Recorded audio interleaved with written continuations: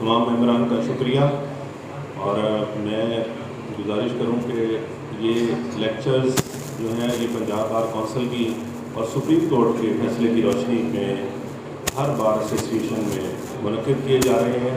और इसी तरह से पंजाब बार की हिदायत के मुताबिक लेटर के ज़रिए मुल्तान बार ने भी 14 लेक्चर्स का ये इनेकाद किया है। उसमें ये आज लेक्चर नंबर 5 है।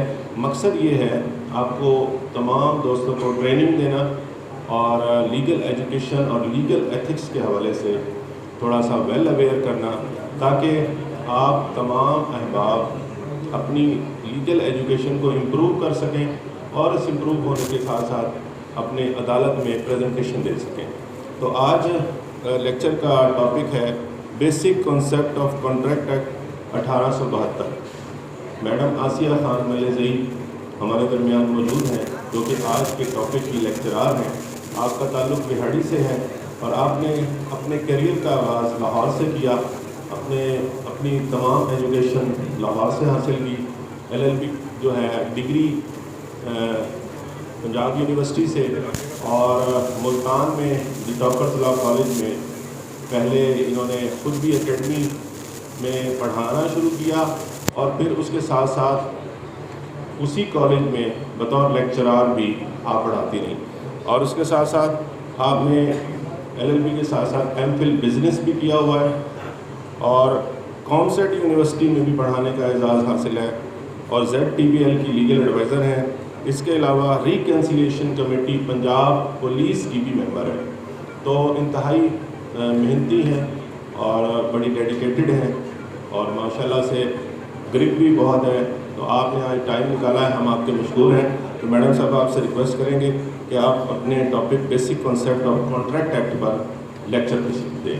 Toppers law college and I'm very blessed that in the guideline of the Falak Sher Bhattu Sahab and Malik Adnan Sahab, I revised my all the subjects like CPC, legal drafting, that is CRPC। और मेरे लिए ये बड़ी फ़ख्र की बात है कि मुझे एक अपॉर्चुनिटी मिली मलिक अदनान साहब से पढ़ने की। नेक्स्ट लेक्चर जो भी होगा उसमें मलिक अदनान साहब आपको CPC पढ़ाएंगे।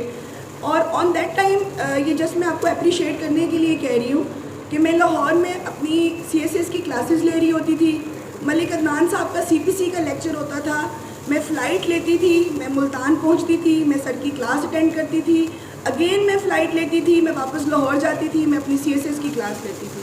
और वो टाइम मेरी लाइफ का वो स्ट्रगलिंग टाइम था जिस टाइम में मैंने अपने आप को बूस्ट किया।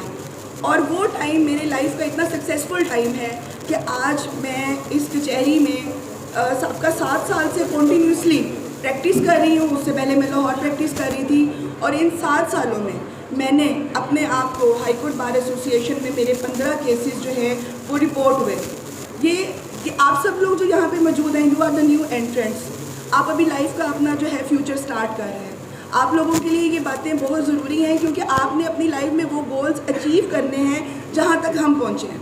विदाउट कंसिस्टेंसी, विदाउट आप कहें कि मेहनत के बगैर आप कोई काम कर लेंगे, कोई शॉर्ट हैंड ढूंढ लेंगे, कोई शॉर्ट हैंड करके आप बड़ी जल्दी अर्निंग करके किसी फेज़ पे पहुँच जाएंगे, तो ऐसा पॉसिबल नहीं है। आज का जो लेक्चर है, जो बेसिकली हमने डिज़ाइन किया है, वो जो टॉपिक है वो है basic concept of the contract act 1872। देखिए, आपने जब लॉ किया, that is the 5 year based law और द 3 ईयर बेस्ड लॉ, तो ये प्रॉपर सब्जेक्ट आपको 100 मार्क्स का पढ़ाया गया। इसी के साथ वो स्टूडेंट जो अपने आप को जुडिशरी एग्ज़ाम्स के लिए प्रिपेयर कर रहे हैं, उनके लिए फर्स्ट सेक्शन टू 30 सेक्शन तक कॉन्ट्रैक्ट एक्ट बहुत इंपॉर्टेंट है, क्योंकि मोस्ट ऑफ द क्वेश्चन जो है फर्स्ट सेक्शन टू 30 सेक्शन के दरमियान में पूछे जाते हैं। तो आज का जो टॉपिक है वो आपको इसलिए प्रिपेयर किया जा रहा है, that is the basic concept of the contract act. आपको पूरा कॉन्ट्रैक्ट एक्ट के बारे में नहीं बताया जाएगा, लेकिन वो मेन चीज़ें आपसे डिस्कस की जाएंगी, आपको बताई जाएंगी, जो आपको during the profession of the lords, during the profession of the practice आपको हेल्प आउट करेंगी। तो हमने जो आज की क्लास को डिज़ाइन किया है, उसमें जो आपको बताना है वो सबसे पहले क्या है, व्हाट इज़ कॉन्ट्रैक्ट। आपको पता होना चाहिए कि कॉन्ट्रैक्ट क्या है।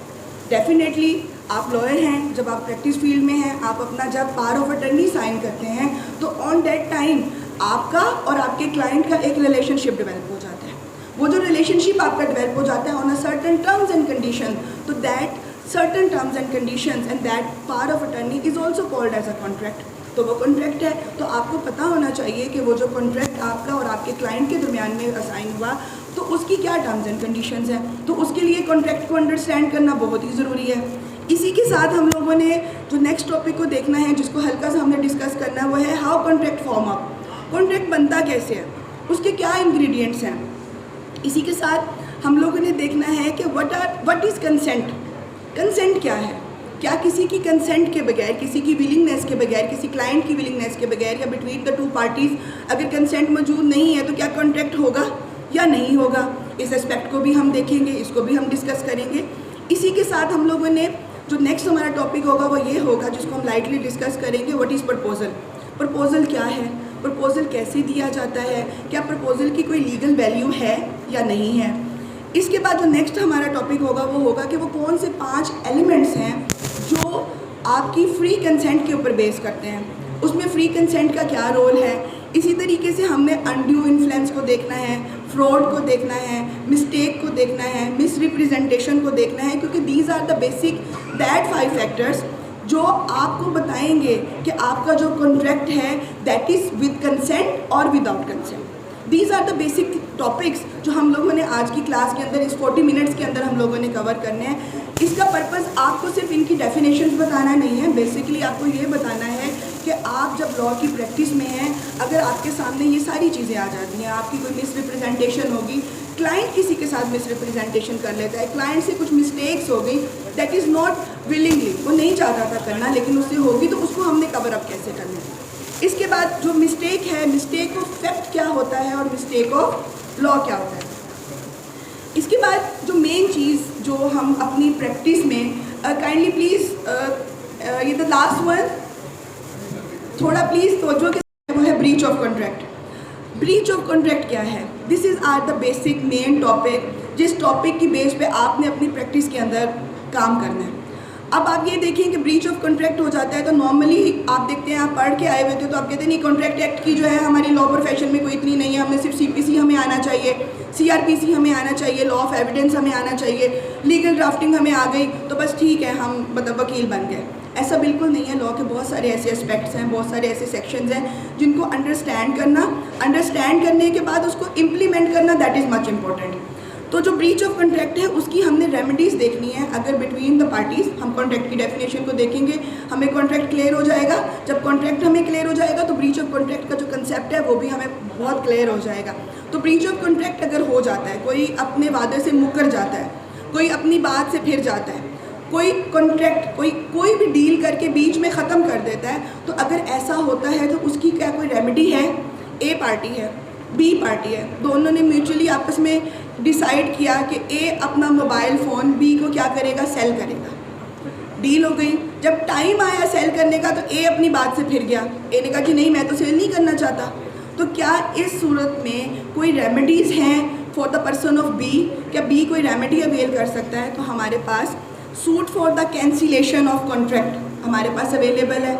जब हम अपनी नॉर्मल फील्ड में होते हैं तो हमारे पास मोस्टली दावा आता है, ये चेक आ गया, ये एग्रीमेंट आ गया, ये एक हमारी आपस में कोई डील थी, कोई ट्रांजैक्शन थी, अब जी दूसरी पार्टी इससे मुकर गई है तो मैं क्या करना चाहता हूँ, इसके खिलाफ़ कोई सूट फाइल करना चाहता हूँ। तो क्या हम उसके खिलाफ़ कोई सूट फाइल कर सकते हैं या नहीं कर सकते। तो suit for the cancellation of the contract हम क्या कर सकते हैं, फाइल कर सकते हैं। लॉ में हमारे पास एक ये रेमेडी है। और most of the time when we are practicing in the courts तो हम अक्सर हमारे पास ऐसे क्लाइंट्स आएंगे जो हमसे कहेंगे कि सर मैं तो कैंसिलेशन ऑफ द कॉन्ट्रैक्ट का एक दावा दायर करना चाहता हूँ। तो हमने इस लेक्चर के अंदर ये देखना है कि ब्रीच ऑफ कॉन्ट्रैक्ट की रेमेडी में हमने suit for the cancellation of the contract कैसे करना है। नंबर 2 रेमेडी की बात करेंगे, suit for the damages.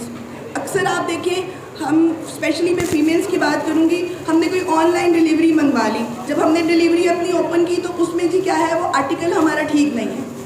Secondly, हमने कोई भी प्रोडक्ट ऐसा ऑर्डर किया या हमारी कोई भी किसी के साथ ट्रांजैक्शन थी, जब शिपमेंट हमारे घर पहुंची तो वो शिपमेंट अपनी असली हालत में मौजूद नहीं थी।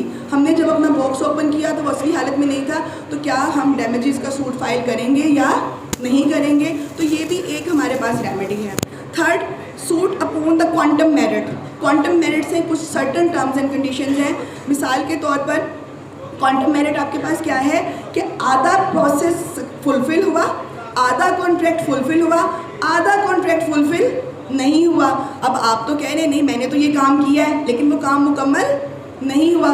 कॉन्ट्रैक्ट की आप ठेके की बात कर लें, मोस्ट ऑफ द टाइम सड़कों के ठेके होते हैं, पेमेंट आप एडवांस में कर देते हैं, आप उसके बाद जब प्रीपेड पेमेंट्स आप कर देते हैं, आधा काम होता है आधा काम नहीं होता। तो क्या इस सूरत में भी कोई आप जो है आप कॉन्ट्रैक्ट आपका ब्रीच हुआ उसकी कोई रेमेडी आप अवेल कर सकते हैं? तो क्वांटम मेरिट हमारे पास है। इसके बाद है जी suit for the specific performance. Basically हम लोग जब भी आप कोर्स में होंगे अक्सर आप देखेंगे ये न्यू एंट्रेंट्स के लिए है। व्हेन आई वाज प्रैक्टिसिंग, मैंने जब अपना स्टार्ट किया, आई एम वेरी ब्लेस्ड कि शेख इरफान साहब एडवोकेट सुप्रीम कोर्ट मेरे उस्ताद थे, और उन्होंने जब मुझे सिखाया तो मैं हर चीज़ को सोचती थी, देखती थी, लिखती थी। डेली जो मेरे ऑफिस में काम होता था मैं उसकी मोबाइल में पिक्चर्स बनाती थी। मैं घर जाके उन पिक्चर्स को देख के उसके बाद मैं अपने रजिस्टर पे लिखती थी कि जब मैं प्रैक्टिस करूँगी, जब मैं अपना स्टार्ट करूँगी और अगर तब मेरे पास ऐसा कोई केस आ गया तो क्या मैं वापस उस्ताद के पास जाऊँगी? क्या मुझे याद होगा कि मैंने ये दावा कब पढ़ा था, क्या था? तो मैं उसको नोट करती थी। जब मेरे पास केस आता था तो मैं उसकी डॉक्यूमेंट्स लेके इनकार नहीं करती थी, डॉक्यूमेंट्स ले लेती थी, घर जाके अपना रजिस्टर खोलती थी और तमाम सिचुएशन को उसके साथ मैच करती थी, ये कौन सा दावा बनता है। तो आप लोग न्यू एंट्रेंट्स हैं, ऑलमोस्ट इसमें वो स्टूडेंट्स या वो मेरे भाई मेरे कोलीग्स मौजूद हैं जो 2 साल ऑलमोस्ट 2 साल अपना बार में लगा चुके हैं। बहुत सारे एंट्रेंट्स ऐसे हैं जो अभी न्यू हैं। तो आप सबके लिए यही एडवाइस है कि जो आज का लेक्चर होगा, कॉन्ट्रैक्ट एक बहुत इंपॉर्टेंट रोल प्ले करता है। इसमें आपको suit for the specific performance के बारे में जो मोस्टली आपने अपने कोर्स में केसेस में ड्यूरिंग द प्रोसीडिंग्स आपने देखना है, तो वो भी हम देखेंगे। That is also the remedy when contract breach. इसके बाद जी है suit for injunction. That is very important. मुझे जब मैंने प्रैक्टिस स्टार्ट की तो मेरे उस्ताद मुझे कहते थे कि मैडम आपको 3 चीज़ें आनी चाहिए।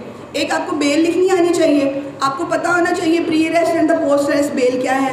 दूसरा, आपको खुला लेनी आनी चाहिए, आपको खुला लेनी आ गई आप वकील हैं। और तीसरा, आपको स्टे लेने आना चाहिए। क्योंकि आजकल का जो हमारा ट्रेंड है उसमें जो भी हमारे पास क्लाइंट आएगा वो कहेगा जी इंजंक्शन चाहिए, इंजंक्शन ले दें, बिल नहीं पे करना, इंजंक्शन ले दें, गाड़ी नहीं मैंने वापस करनी, इंजंक्शन ले दें, मैंने अपनी गाड़ी की इंस्टॉलमेंट्स नहीं पे करनी, मुझे इंजंक्शन ले दें। दैट इज़ परमानेंट भी हो सकती है और वो टेम्परेरी भी हो सकती है। तो क्या आज तक आप सब स्टूडेंट्स ने ये सोचने की कोशिश की दैट सूट फॉर इंजंक्शन, जो कि हम उसके इंग्रेडिएंट्स सीपीसी में देखते हैं, सूट फॉर द कैंसिलेशन उसके इंग्रेडिएंट्स भी सीपीसी में, क्योंकि सीपीसी हमें बताएगा how to file the suit.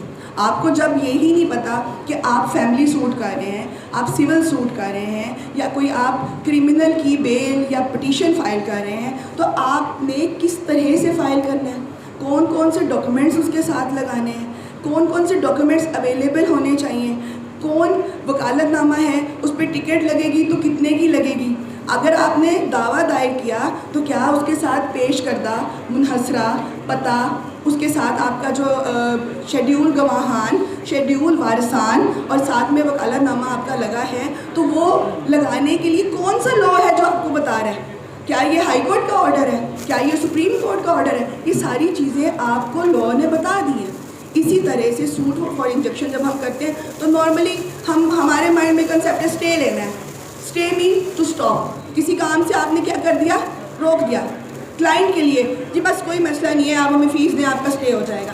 Temporary injunction तो हर वकील ले लेता है, उसने प्रैक्टिस की हुई है, उसने प्रैक्टिस